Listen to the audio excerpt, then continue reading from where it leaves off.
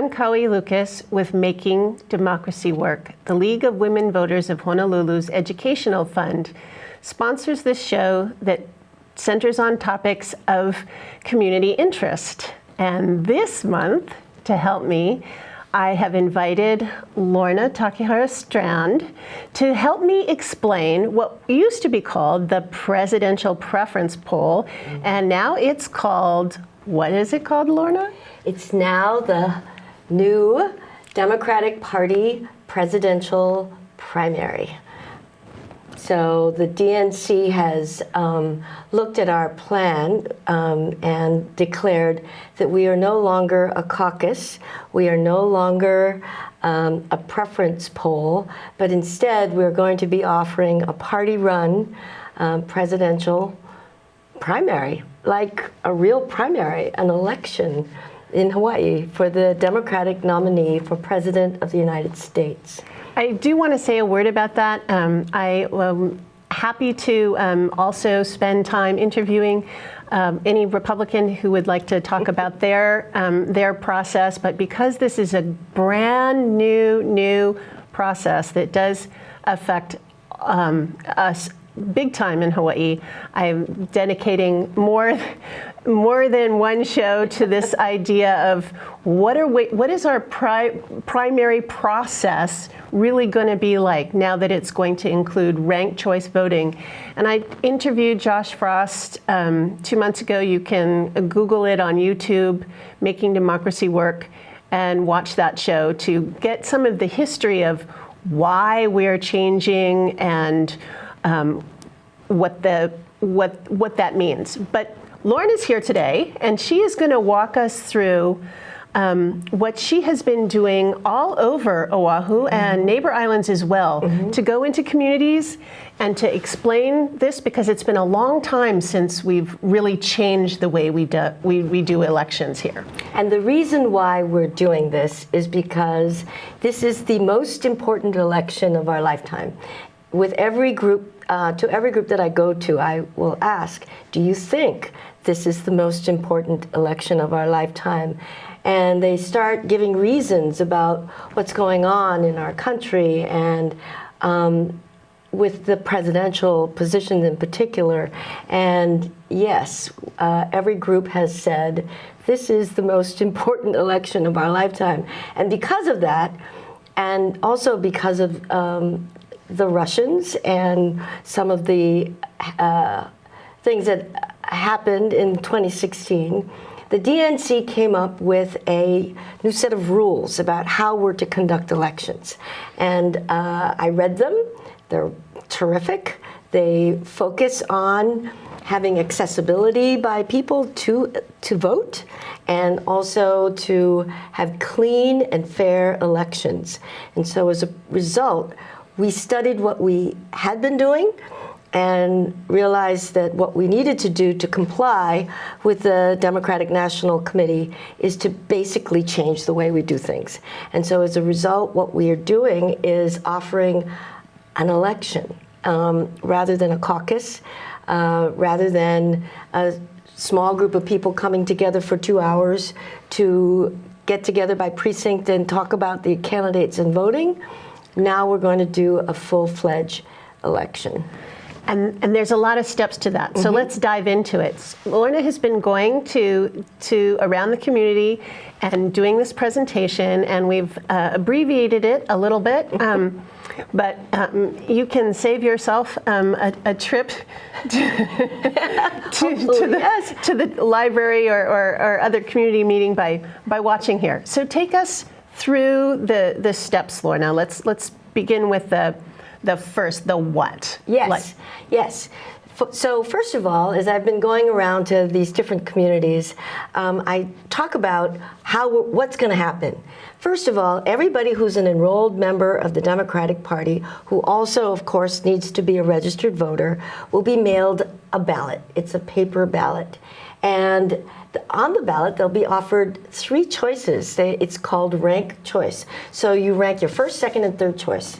It's very important that the election process is secure. And so as a result, the party has hired a company that is expert and professional in running elections. They have been vetted by the DNC so that they are they can be trusted to run a fair election. And then all the ballots come in, and by April 4th is our presidential primary date. We will have a polling station on every island. Some islands will have more than one polling station, and people will be able to go to actually, if they forgot to enroll or not registered, they can go and register, enroll, and vote on April 4th. But we hope that everybody will enroll early and get a ballot and mail in their ballot so that it can all be counted on April 4th. Okay, so the timeline between getting, oh, maybe that's coming up, when we get it, how long we have it. Okay, so the next is the when. Okay, so let's go through that. So, starting. Okay, so basically we're in a big drive right now to communicate to everybody so that they understand this process. You have to be a registered voter, and then you can enroll in the Democratic Party. Then you'll get, and you have to do that by February 18th so that you can get your ballot. There'll be a secondary time to register and enroll, and that's March 8th before the April 4th election day. So we think we are giving people a lot of opportunity to register, enroll, and get their ballot and vote. I just also like to give you another date that's sort of interesting, which is January 22nd. January 22nd is the date that we have set for the candidates to register with us so that their names can be on the ballot. And I'm very happy to say that although we've just opened up our registration for candidates, we have candidates who are stepping up and asking to be on our ballot. They have to ask? They have to ask, and they have to send in a fee of $2,500 to be on the ballot, which is a pretty low fee considering that, the elections tend to go into the millions. But this is a requirement for all states. So is it the same fee for every state? For every state. Okay, so it's not like the more people you are, the more it costs to be on the ballot. No. Oh, well, that's good. Okay. All right. So, January 22nd for that. I thought, is it going to be possible? You mentioned March 4th. March 8th, the deadline for voters to enroll in the party. Again. Again. It's another deadline. So February 18th is our first deadline for the first big mail out. But then we figured, some people might be getting interested in it because Super Tuesday is March 3rd. They might start thinking about when is it Hawaii's turn, and they realize, I can do this too. So we've extended the secondary period of enrolling to March 8th. So to March 8th. So between February 18th and March 8th, is it possible to enroll again? Okay. But so enroll if they're not enrolled. They actually have 3 times to enroll. You enroll once, okay, but the first cutoff is February 18th. Second time that they have an opportunity to enroll is March 8th. And then, of course, they can come to a polling station on April 4th and register and enroll. Okay, that's where I was going with this. So even if you missed all of those dates, it doesn't matter. Come the last date, the day of the actual presidential primary, right, on April 4th, you can walk in. You can. To your local polling place and participate. So that's really key. That's the other thing very is, all of those times that you can register, you can register online, can't you? You can. Okay. All right. you can register to vote online with the Hawaii Office of Elections, and you can enroll in the Democratic Party on the Democratic Party website. Okay.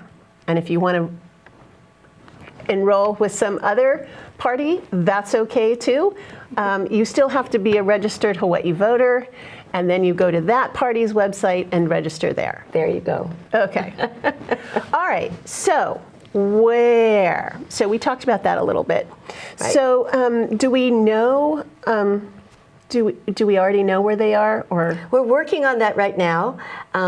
So each island will have at least one. Molokai will have one. Lihue will have one. Kauai will have one, and Maui, the Hawaii Island, Maui, and Oahu will have many more, depending on population. So And then Oahu will have Lanai? the Lanai. I thought I said Lanai. Lanai will have one. Okay. Ni'ihau is populated but will not have one. The number of people who live there, I think there's only one enrolled member of the Democratic Party on Ni'ihau. So we hope that he will use this opportunity to vote by mail. Okay, that's awesome though that there is at least one.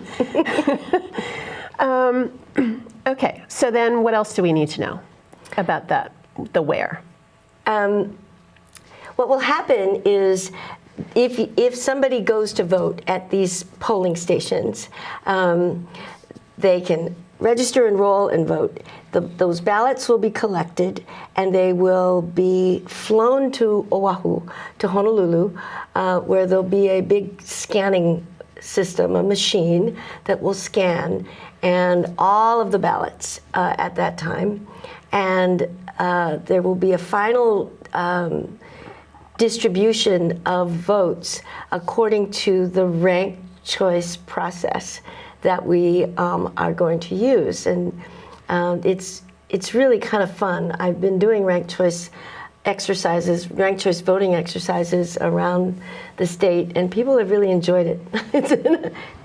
Because I believe that in this particular election, I am not saying that the state of Hawaii or the nation or the world should all go into ranked choice voting right now. But for this, ranked choice is such an opportunity, and I'll tell you why. One reason is because we have a lot of really good candidates. And people have been thinking, oh, I think I like this candidate. And then the next month they switch.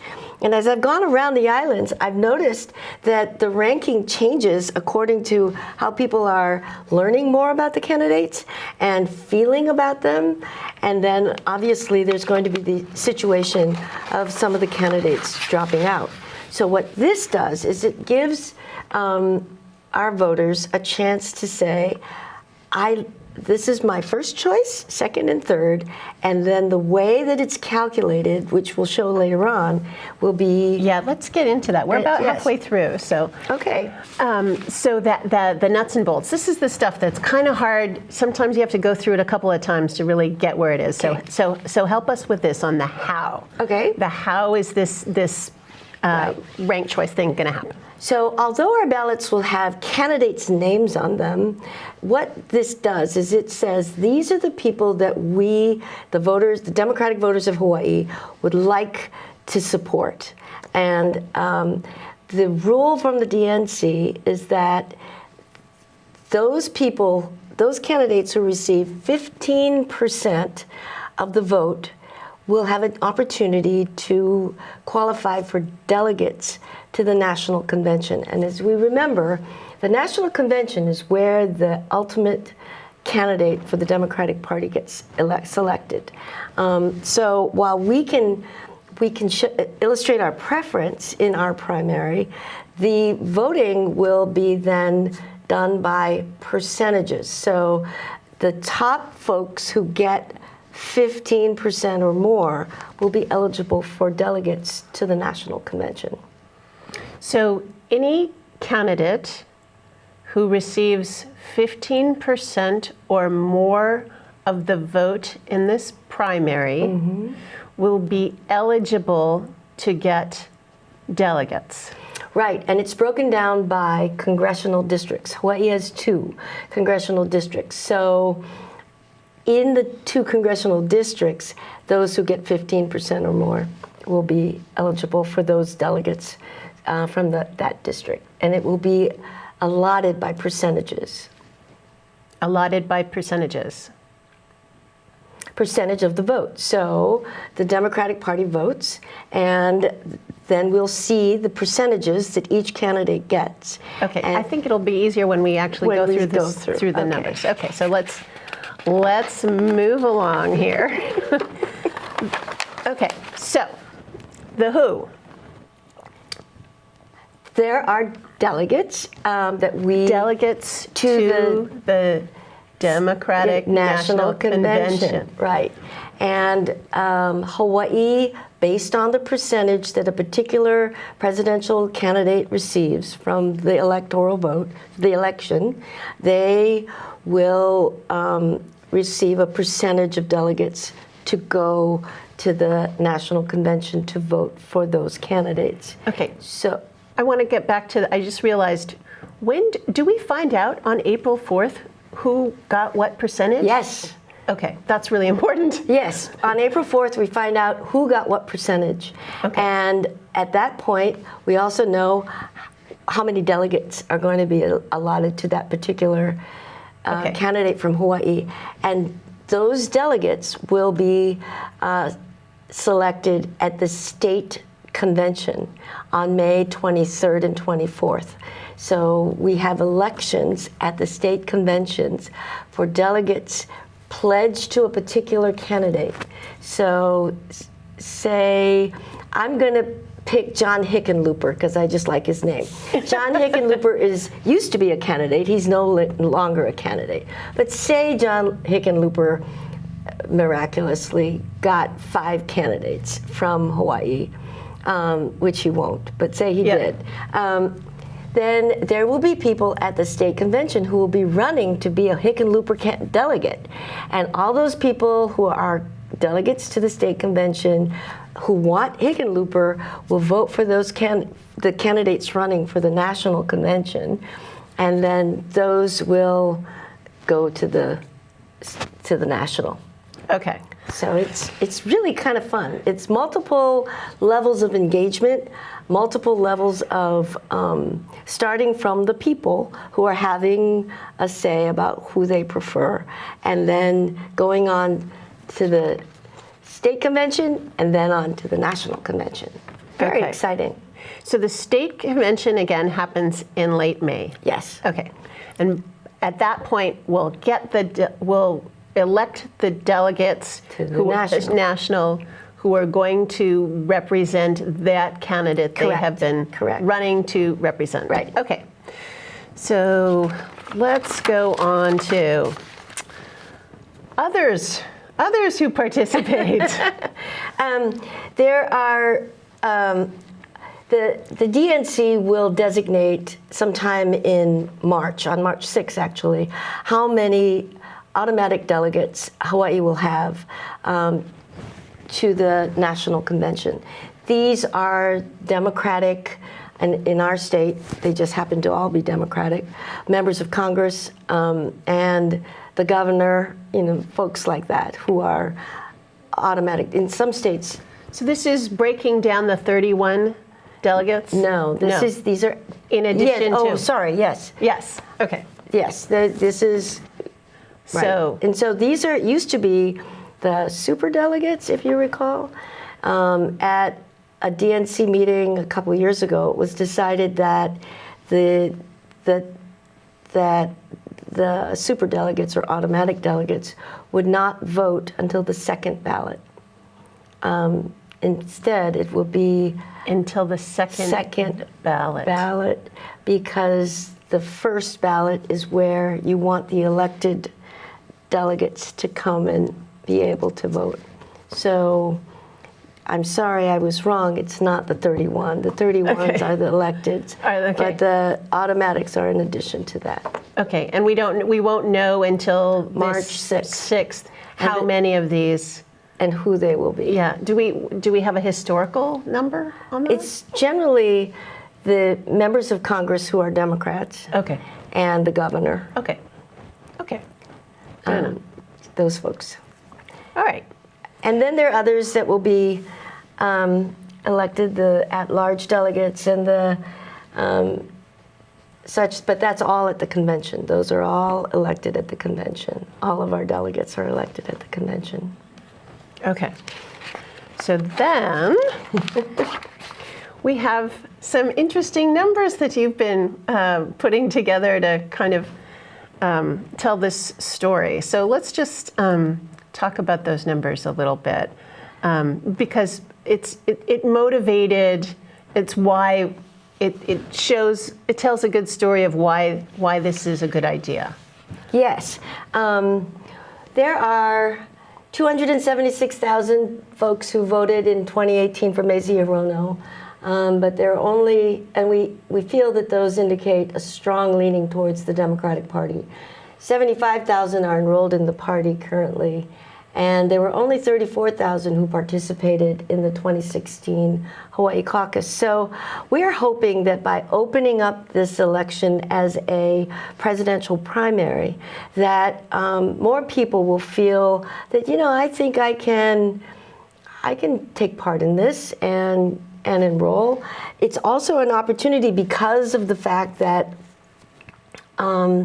it is vote by mail, that you don't have to plan your day to be at a particular place on a Saturday in a 2-hour window of time to figure out how you can vote there. That this is, the vote by mail process just opens it up to military overseas, to people who are don't have transportation to a polling station, to all sorts of folks.